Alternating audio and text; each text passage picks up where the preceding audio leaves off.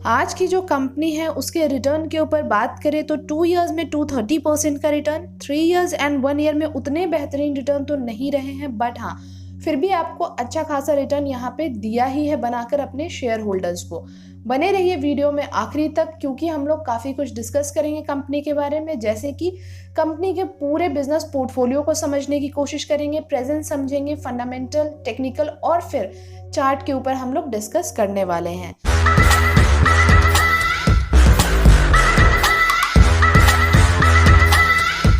आज की जो कंपनी है वो है रूपा, और ये आपके लीडिंग और लार्जेस्ट निटवेयर ब्रांड है जो कि इंडिया में आपको मैन्युफैक्चर, मार्केटिंग, सेलिंग और आपके डिस्ट्रीब्यूट करते हुए नजर आते हैं men's and women's innerwear, thermal wear और फैशन वेयर। तो ये आपको 3 बिजनेस सेगमेंट में, 3 कैटेगरीज में कंपनी काम करती हुई नजर आती है।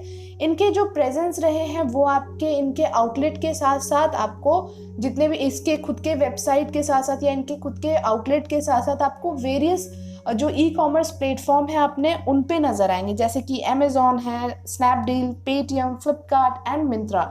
वहीं इनके अगर फिनिश्ड गुड्स के प्रोडक्ट की बात करें तो अराउंड 7 लाख प्लस इनके फिनिश्ड गुड पीसेज हैं पर डे के बेसिस पे। दैट मीन्स ये फिनिश करते हैं हर एक पीस पर डे में, अगर बात करते हैं तो 7 लाख के आसपास।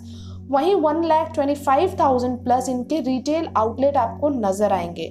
ओवरऑल अगर इनके SKUs की बात करें तो 7,000 प्लस है, वहीं 18 इनके सब ब्रांड मार्केट में अवेलेबल है। 1,200 प्लस इनके डीलर्स हैं मार्केट में, और इन्होंने जो रजिस्ट्रेशन किया है ट्रेडमार्क वो आपके अगर हम लोग नेशनल बेसिस पे बात करें या इंटरनेशनल बेसिस पे तो 100 प्लस रजिस्ट्रेशन भी करवाए हैं। नेक्स्ट यहाँ पे समझे इनके जो पूरी ओवरऑल जर्नी रही है जब से ये कंपनी इस्टेब्लिश हुई है उसके बाद से, तो 1968 में ये कंपनी इनकॉर्पोरेट होती हुई नजर आई थी। वहीं से अगर हम लोग देखें तो रूपा का जो ब्रांड था वो इनकॉर्पोरेट हुआ। उसके बाद 1985 में Rupa and company private limited establish हुई। साथ ही यहाँ पे इन्होंने टुक ओवर किया था बिजनेस ऑफ, आप कह सकते हैं यहाँ पे Vinod hosiery, and converted into public limited company in 1995 to 96। और यहाँ से इनके IPO और लिस्टिंग हुई थी इक्विटी शेयर मार्केट में, जहाँ पे आपके कोलकाता स्टॉक एक्सचेंज में और जयपुर स्टॉक एक्सचेंज में, नॉट ऑन NSE और BSE। तो ये आपके दूसरे आपके जो स्टॉक एक्सचेंज हैं उनके ऊपर इनकी लिस्टिंग हुई थी। 97 टू 2000 की बात करें तो इन्होंने कैजुअल वेयर पे भी काम करना स्टार्ट किया था, एंड यहाँ से इन्होंने स्टार्ट किया अपने जितने भी प्रोडक्ट हैं उनको एक्सपोर्ट करना। उसके साथ ही इन्होंने सेटअप किए थे डाइंग यूनिट जहाँ पे आपके वेस्ट बंगाल में, और साथ ही साथ इन्होंने स्टार्ट किए थे थर्मल वेयर प्रोडक्ट बनाना जो आपके थर्माकूल के नाम से थर्माकोट के नाम से भी जाने जाते हैं। वहीं इन्होंने एक्वायर किए थे ब्यूरो ब्रांड करके है 2003 टू 2008 की जो जर्नी रही है वहाँ पे। साथ ही यहाँ पे देखें तो 2009 में आपके ये कंपनी लिस्टिंग होती हुई नजर आई थी NSE एंड BSE पे, और इन्होंने यहाँ से अपने जो प्रीमियम ब्रांड है उसको भी लॉन्च किया। 2013 एंड 15 की बात करेंगे तो 13 में इन्होंने लॉन्च किए थे अपने brand macro woman, W series और टेरिडो थर्मल वेयर। उसके साथ ही साथ इनको लिम्का बुक ऑफ रिकॉर्ड्स में इनको अवार्ड भी दिया गया है। साथ ही साथ यहाँ अगर हम लोग देखें तो इनको इकोनॉमिक टाइम की तरफ से भी कुछ अवार्ड मिले हुए हैं। नेक्स्ट यहाँ पे देखते हैं उसके साथ ही इन्होंने कुछ और भी ब्रांड को अक्वायर किया था 2016 में, जहाँ पे आप नाम यहाँ देख सकते हैं। उसके साथ ही इनको अवार्ड भी मिले थे प्रॉमिसिंग ब्रांड 2018 का बाय इकोनॉमिक टाइम। तो यहाँ पे 2018 और 16 की जर्नी जो हमने देखी, यहाँ पे इन्होंने कुछ ब्रांड को एक्वायर किए, साथ ही इनको कुछ अवार्ड भी मिले। उसके साथ ही साथ 2021 की बात करें, अचीव्ड हाईएस्ट एवर रेवेन्यू, और साथ ही इनके पैट वगैरह इनके सबसे हाईएस्ट रहे थे इस साल के नंबर्स में।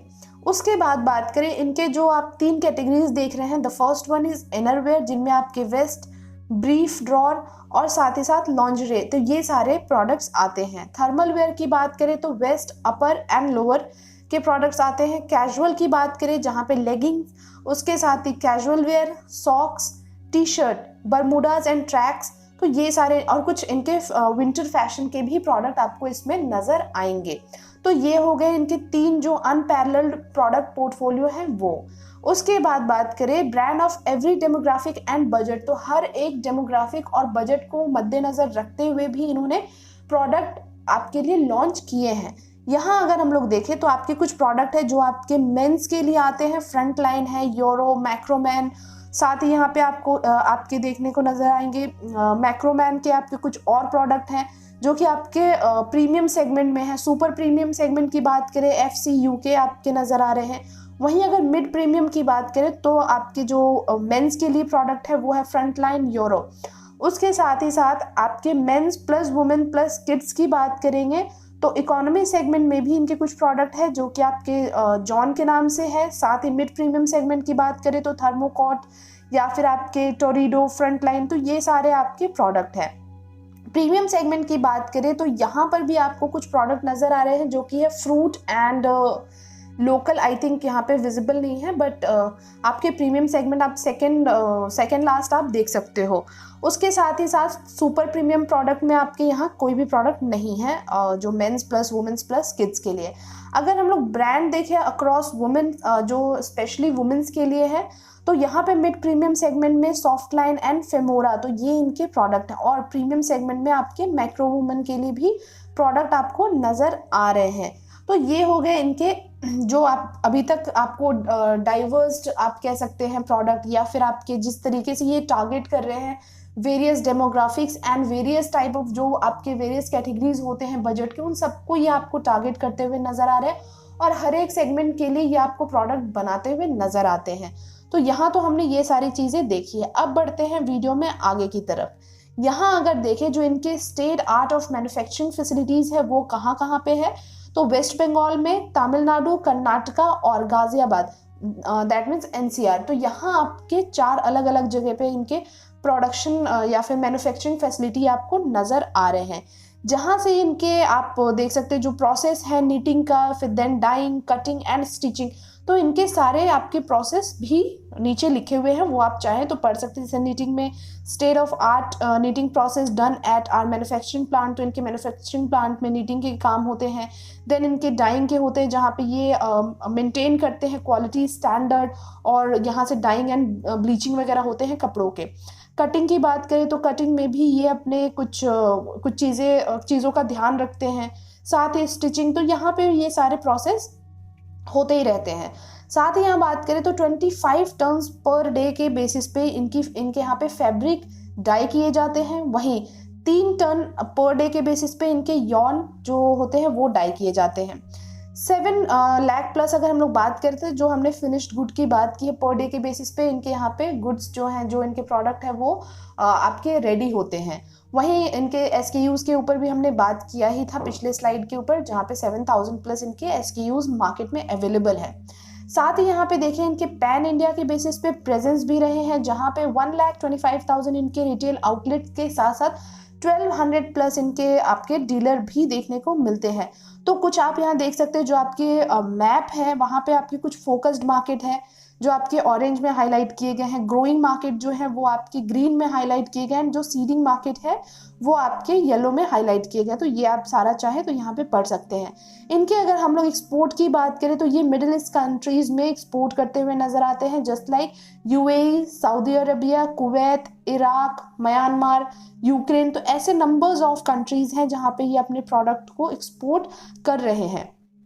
नेक्स्ट स्लाइड में बात करते हैं, यहाँ पे ये देखिए, यहाँ पे आपको चीज़ें ज़्यादा बेहतरीन तरीके से नज़र आ रही है कि कहाँ कहाँ पे ये अपने एक्सपोर्ट कर रहे हैं, जो कि आपको क्लियरली विजिबल है और चीज़ों को आप बेहतरीन तरीके से समझ सकते हैं। इनका प्लान है भी ताकि ये अपने जो रेवेन्यू है बाय FY24 ये इनको 5 टाइम्स ये इनको मल्टीप्लाई कर सके, जितने भी अभी तक के रेवेन्यू इनके जनरेट हुए। तो अच्छा खासा इनका अभी फिलहाल आगे के लिए प्लानिंग भी कर रखी है इन्होंने, और आगे एक्सपैंड करने की चीज़ों को भी प्लान होपफुली ये कर ही रहे हैं ताकि वहाँ से इनके रेवेन्यू और अच्छे तरीके से बढ़ सके, बाकी चीज़ों के ऊपर भी ये अपना और फोकस बनाए रख सके। तो यहाँ आपने देख ही लिया होगा कि कितने सारे कंट्रीज़ में ये आपको एक्सपोर्ट करते हुए नज़र आ रहे हैं।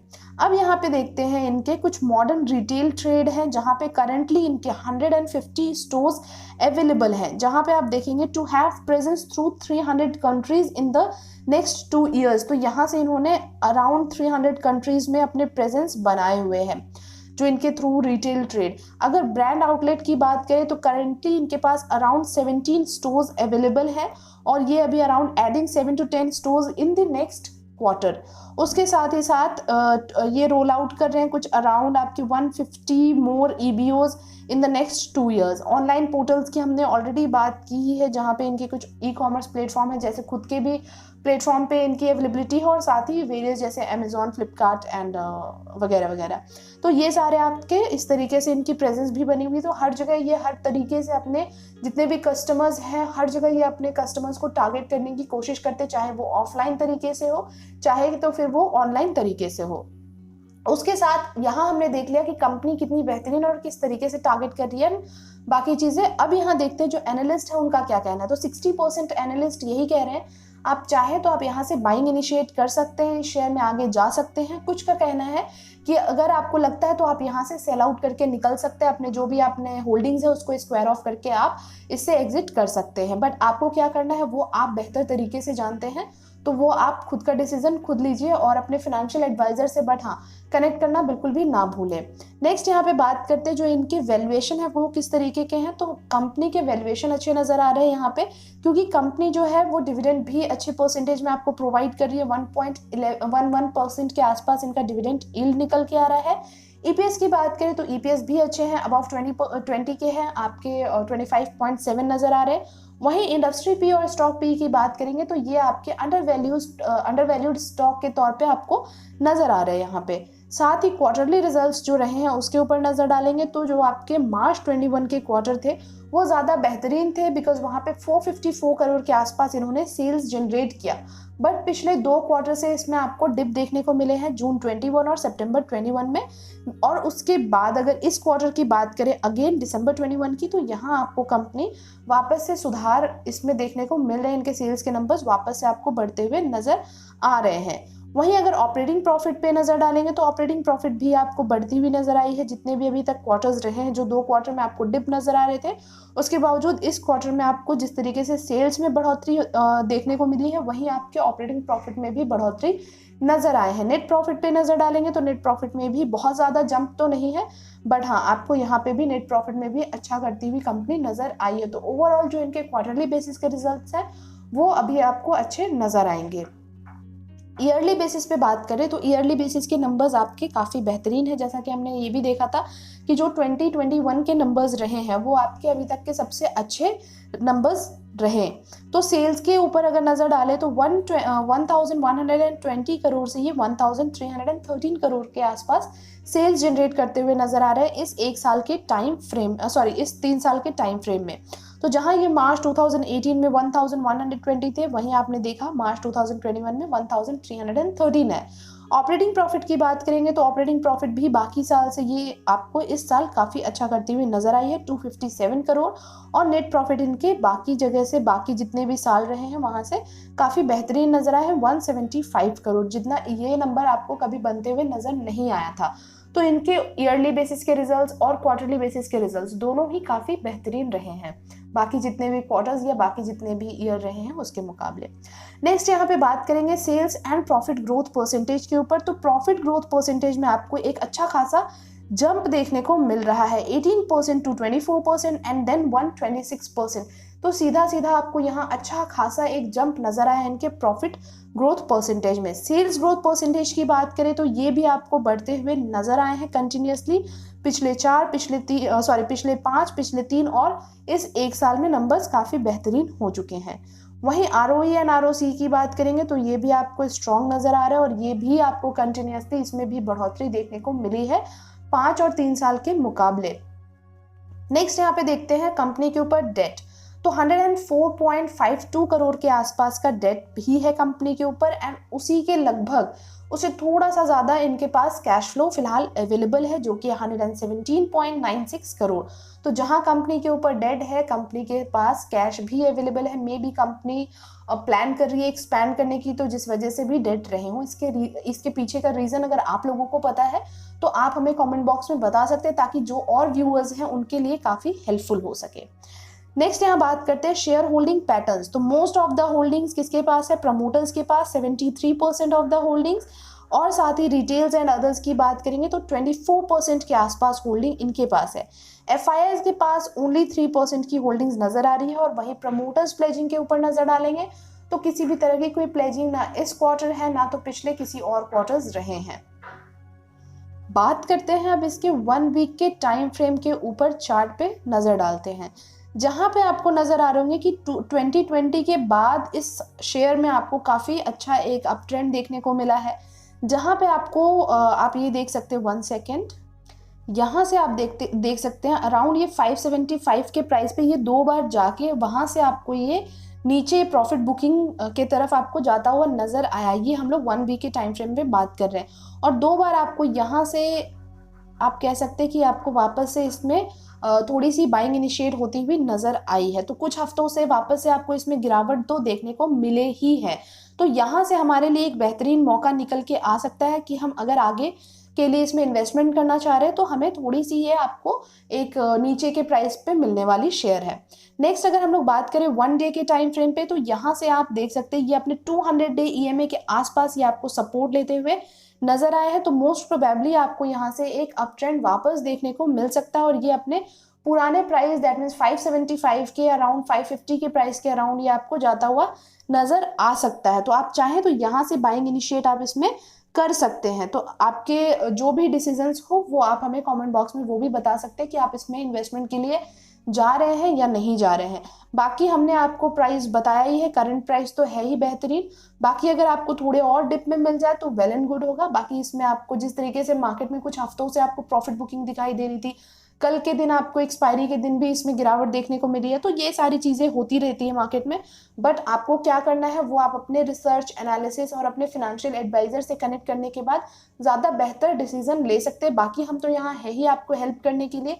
अगर आपको किसी और कंपनी के ऊपर फंडामेंटल एंड टेक्निकल एनालिसिस चाहिए तो वो आप हमें कमेंट बॉक्स में बता सकते हैं, कोशिश करेंगे उसके ऊपर वीडियो लेके आने की। चलिए आज की वीडियो में बस इतना ही, मिलेंगे आपसे नेक्स्ट वीडियो में बहुत ही जल्द। तब तक के लिए thank you and take care.